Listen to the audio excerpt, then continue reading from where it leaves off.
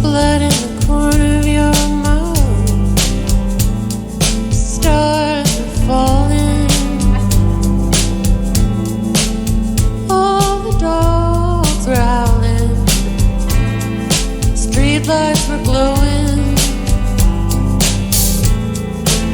I went out onto the roof and I felt so dizzy. I saw the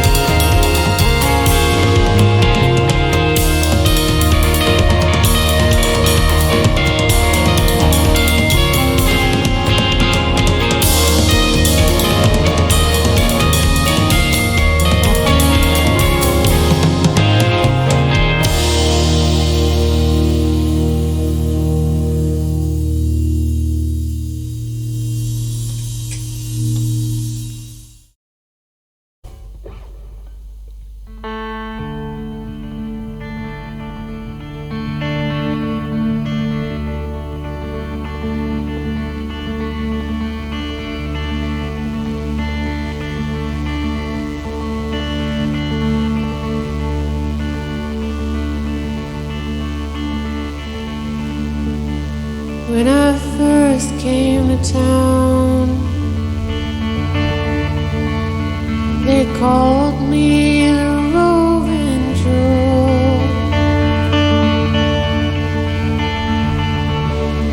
Oh, now they changed their tune.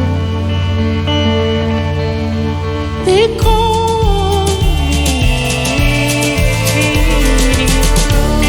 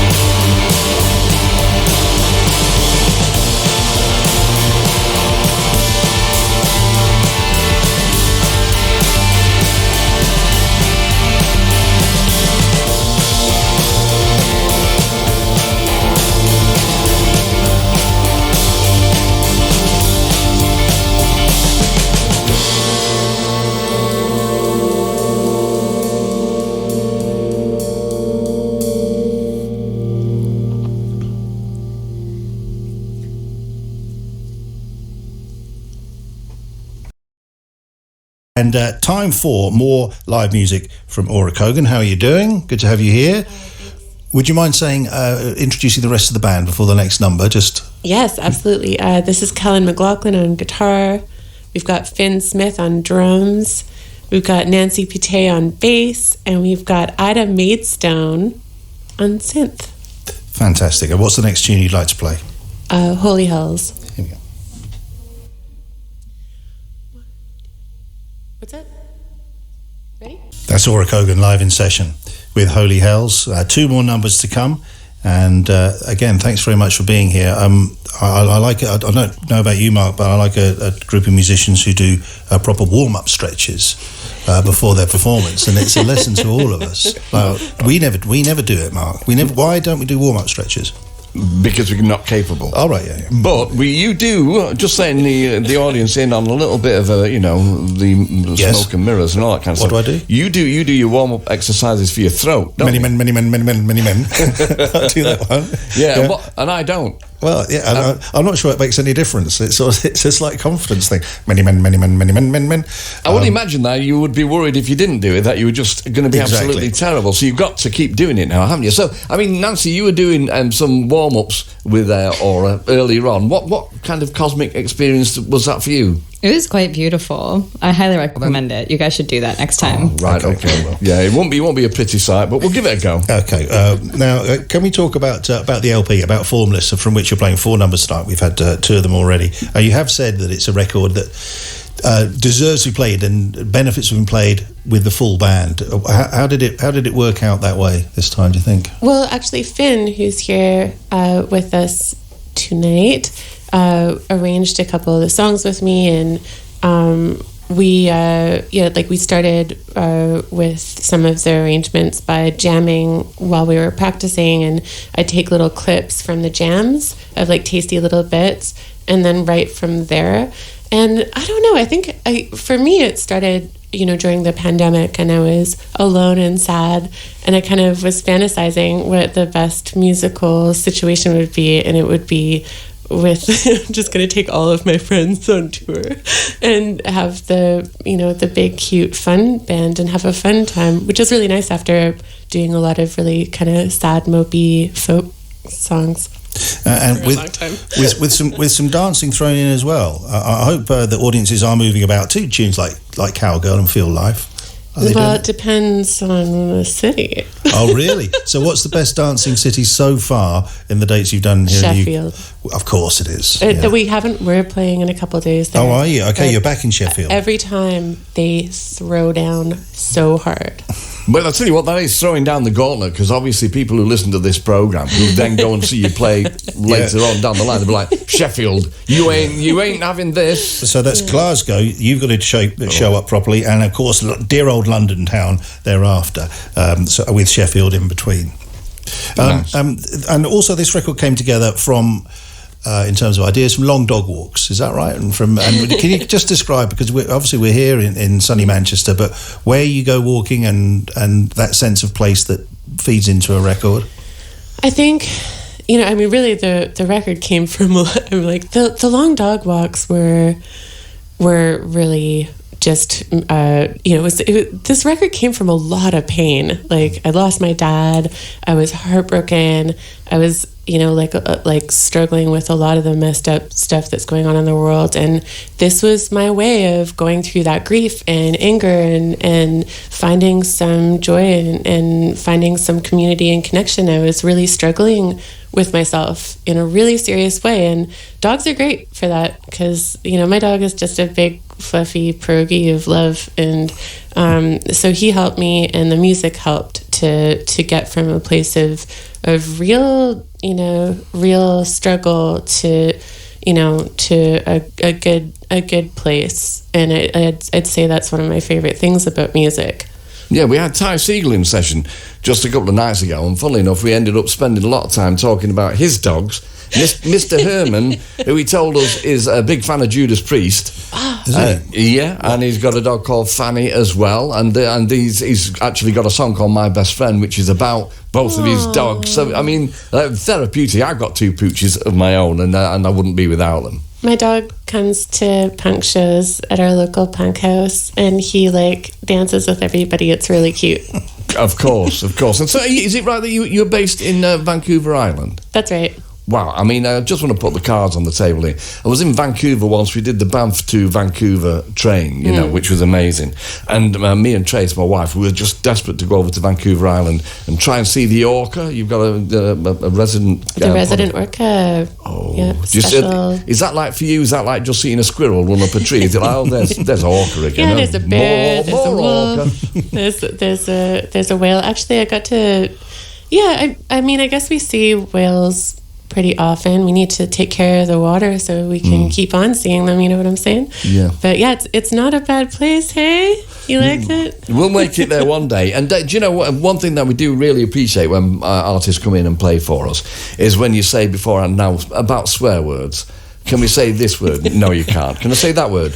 Possibly. What about this word? The one that you were actually most concerned about was bum. Yeah. Now, you did get permission from Gideon, the governor. I'm not to sure say you bum. did, though. But yeah, okay, yeah. But you've not said it yet. I'm just slightly disappointed, that's all. Well, I was leading up to that. Oh, okay, good. Okay. Does it depend on the question, though? Actually, there's a bum that's been the mascot of the tour. Nancy's been wearing assless chaps to almost every single show. So there's bum for you. Okay, bum, there you go. as in bass player. Of course. I didn't see it going in that direction, to be honest, but there you go.